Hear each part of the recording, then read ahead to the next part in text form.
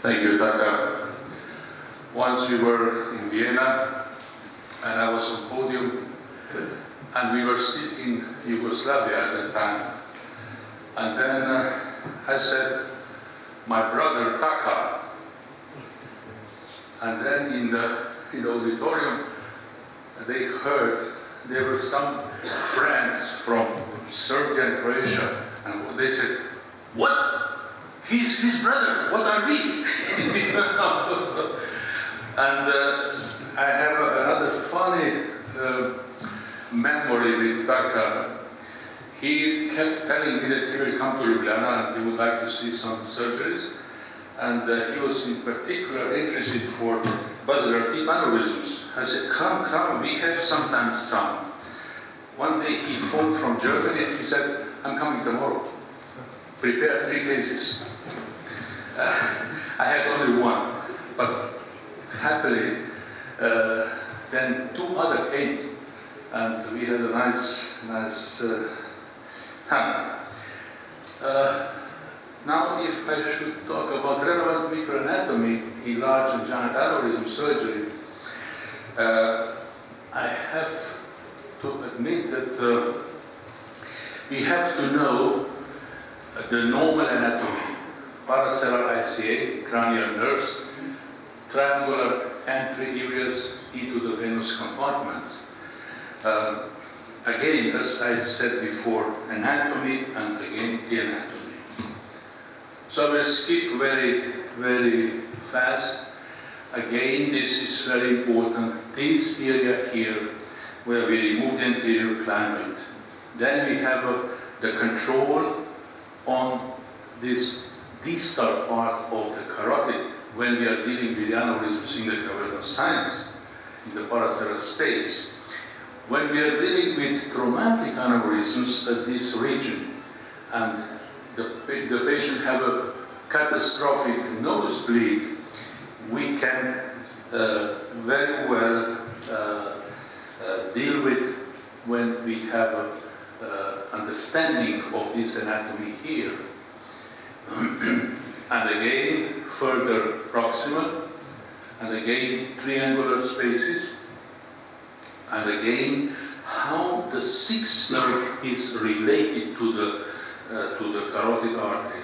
And we have to know how the carotid is looping inside the skull base, in the petrous portion, then intraparacellular portion, and then at the anterior portion where it is running, coursing underneath and or medial side on the anterior climate.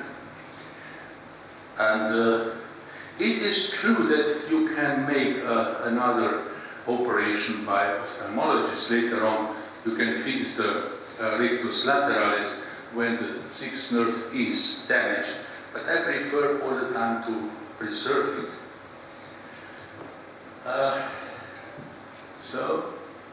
And this is how the medical illustrator sees the situation. You see we have in the petrous portion, posterior loop, then we have a lateral loop over the foramen lacerum, the 6th nerve, and then the intracavernous portion, and then the proximal ring and the distal ring. And we can put a clip here, we can put a clip here, and then we can deal with this carotid and the pathology which is on it. So it looks like, of course, without brain, you have to pay attention also to the brain over it. And from the lateral side, heading, looping, and spinning. And if you pay attention, then you will see that, that the intrapetrous portion of the carotid is actually perpendicular on the anterior loop. And just to tell you, when I did first time this surgery, extradural, I came there and I was surprised. I said, no, this is something what I didn't expect. But I simply did not calculate that in my memory, in my thoughts, the carotid should come like this on each side of the sella, but since we turned the head this way, I was coming on the horizontal portion. Actually, this was changing the situation. So you better go into the parasara space, and then you observe where the nerves are, where the artery is, and where the aneurysm is. When we were already pretty much in, we organized the first symposium on the cavernous sinus in '86.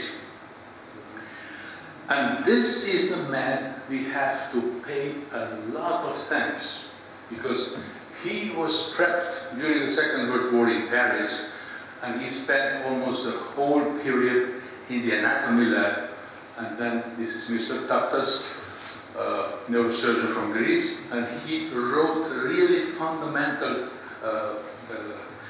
papers about this. Then, later on, Clive Parkinson, he contributed really a great deal. And then, you all know Dolenc, you all know Sant Torsan. All of them, they came to this meeting. And then you know this sometimes young guy.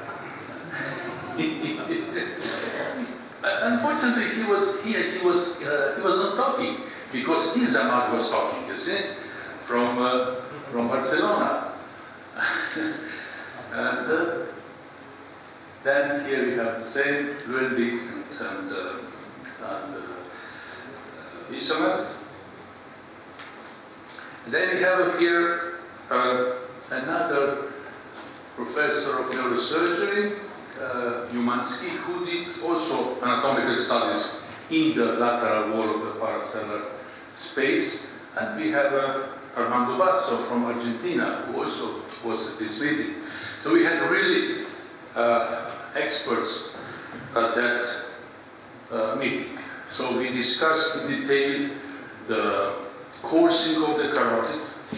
We were discussing also the coursing of the cranial nerves, and we were already discussing the exposure of the carotid at this portion. That is at the anterior loop of it. You see here, an ICA anterior loop between the proximal ring and the distal ring. And this is the optic nerve. And we also discussed the posterior loop of the carotid, and here the petrous bone. And here is the gasterion ganglion, and then the root of the fifth nerve. It is necessary to understand the anatomy. You know, almost all residents in my department, they do hate me, because I followed the saying of John Jay, former editor of Neurosurgery. And when I was working with them in Charlottesville, he said to me, I said, how do you deal with the residents? He said, torture them, and again torture them. Because when they will be qualified, when they will get their credentials, they will see they know everything. So only the residency program, this period, is when you have the power, when you have to beat them to understand and to go into the lab and so on.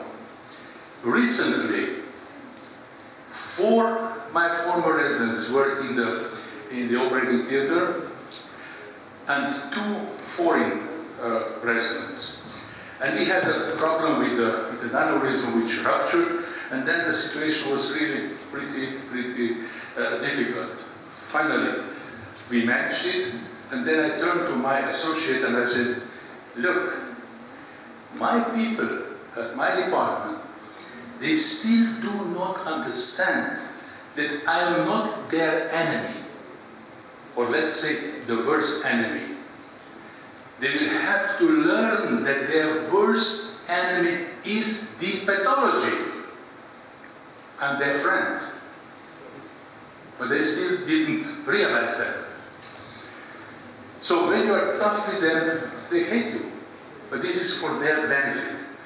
If you don't understand the anatomy, for instance, in such a complex aneurysm, where a part of the artery is involved, then you cannot eradicate the aneurysm, you cannot reconstruct the artery.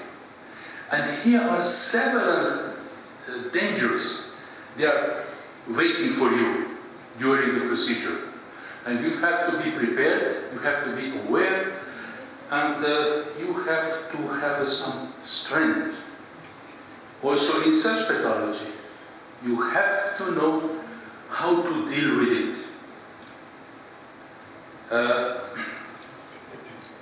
Or with this, you see a large one, after resection, you can reconstruct the carotid when the wall is normal.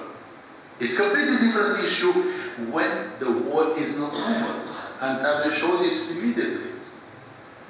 Okay, this is how it is before surgery. You have to be prepared that there are several dangers. Peripheral nerves, artery, aneurysm, they all can bite you. So you have to watch about this. And then you will be able to deal with such pathologies and to have such result. Or this, and after reconstruction. It is functional. It is not absolutely nice, but it is patent.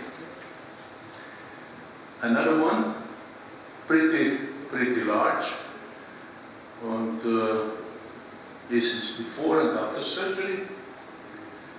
And then you see, because we are doing now these surgeries exclusively extradurally, and you can see the proof. We were not aware of an aneurysm which was here. We thought this is a part of the aneurysm, but no, this is another aneurysm intradurally, on intradural ICA. We were extradurally, we reconstructed the artery here, and it is patent, but also this aneurysm there remained. So this can be dealt with either with endovascular later. Completely different issue is when there is a defect in aneurysm and when the artery proximal to it is diseased. And then you may have difficulties, either stenosis of the reconstructed place or even complete occlusion. So in such case, it is most appropriate to put a short high flow graft, already a shunt, already before. This is this case, you see? This is all filled with the thrombus here. You see the defect here. And whenever I see the thrombus in the artery, then I say, okay, possibly also proximal, and distal, the artery is diseased. Now when we have this situation of bilateral aneurysms in each paracellal space, it is mandatory to preserve this one patent, either in nowadays with stenting or whatever, with coiling or with surgery, when you have enough experience.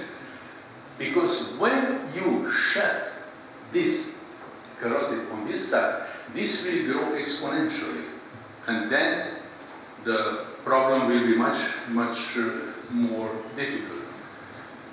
And after closing, after excluding this aneurysm, then you observe this one, because this has no symptom, this doesn't cause symptomatology, and you can follow. This is a very huge one, from extradural to intradural space. A medical doctor sent to me by very good friends. They asked me, would you do this? I said, of course, I will. I will try. And we were lucky that we could reconstruct it completely from extradural into the intradural space. And the patient recovered completely. You see? So as I said before, the traumatic aneurysms at this portion are dealt with most naturally from transcranial microsurgical approach. You can put a clip here, you can put a clip here, then you can reconstruct. Okay. When you have a complete transection of the artery, of course, then endovascular cannot help you, because you cannot find the distal stump of the carotid. So you have to go in and you have to put a short stent, short bypass, and then reconstruct it. The same is when you have the injury of the carotid, like this. This man was doing the furniture, and then the nail came through the nostril exactly into the artery. And we had to open it to visualize everything. Here is the nail, and here is the proximal carotid in the petrous bone, and here is the anterior loop. And then we were able to take the nail out and to reconstruct the artery. I'm sure that you agree that this is not for endovascular. I have nothing against endovascular, but I mean, we have to be realistic. What is for what? Suggestions in this kind of aneurysms: extradural resection of the anterior canality process and of the walls of the optic canal, exposure to the anterior loop of the ICA. Extradural exposure of the posterior loop of the ICA, and temporary distal and proximal ICA clipping prior to any handling with partially thrombosed aneurysm. Otherwise, you can dislodge an embolus. You have an artery-to-artery embolism. I'm preaching anatomy, and I still will go on, even when I will be 120 years old. I will sing this song forever. Anatomy, anatomy, and again the anatomy. We surgeons are anatomists. We are not neurophysiologists. We are not neuropathologists. We are not whatever. We have to offer the anatomy knowledge, and this is of crucial importance. Now, when you have such an aneurysm, the transition from extradural into the intradural, again, it is very welcome if you gain the space on the account of the bone which is underneath. And then you can deal much easier. Like this one, this is this one, no? And how we did? We again explored we removed the orbit, we removed the sphenoid wing, and we went down at this duplicature sphenoid with a fissure, and then we cut the dura along the Sibian fissure. This is the optic nerve, and this is the place where the anterior canality was. So, then we come down, no retraction. Once I had a retractor, the spatula on, when I was working with Yasser in Zurich, he came in and he saw this spatula and said, yeah, just retract the brain, it's not worse.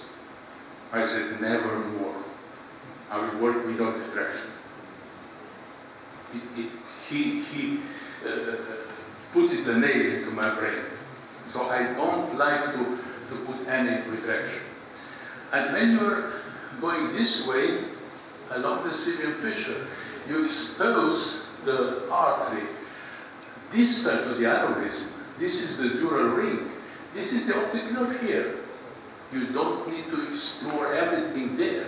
You just explore the origin, the neck of the aneurysm, proximal part of the carotid, distal part, then you just retract slightly and you put a fenestrated clip, and that's it.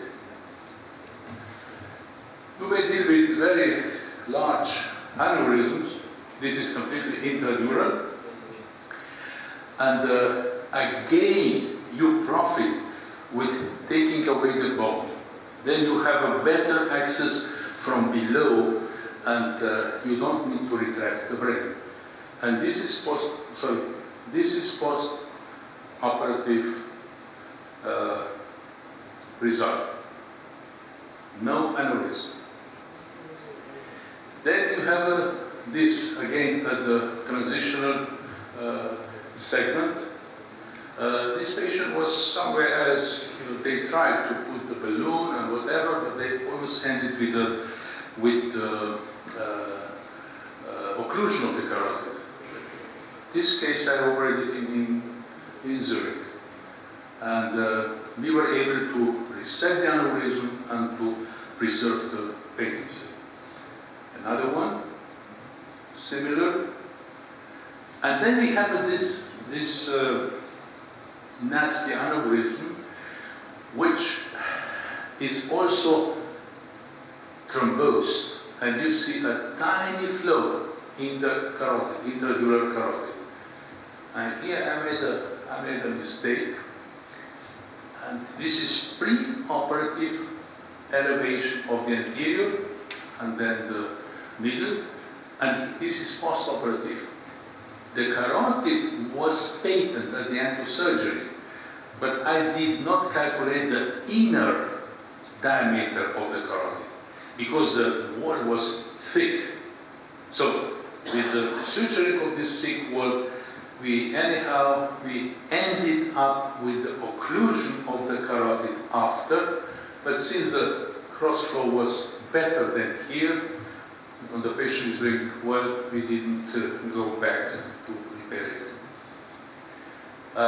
Another case, before surgery and after surgery. It was operated somewhere else already, but they couldn't fix it.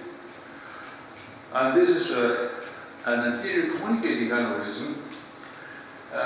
Just imagine the wife, the young girl, the young lady, mother of a child, and wife of the lawyer, the most successful lawyer in the city. So it was not easy.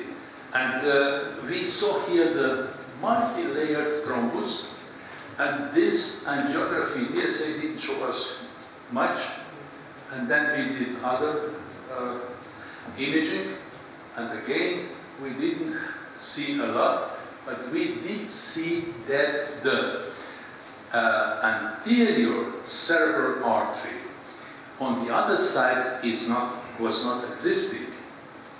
So we didn't have other solution than to reset the aneurysm and reconstruct the anterior communicating artery. And then we achieved this bilateral ACA2 patency. Basilar-tip aneurysms, they are special task, and I still think, despite that these are the easiest aneurysms to be occluded via endovascular, but we still have to think about the perforators, because perforators here are unforgivable, and that's why we have to preserve them. And here you see, after this procedure, we preserve the perforators. We put several clips, we removed it, and the perforators are there. How did we achieve this? With so-called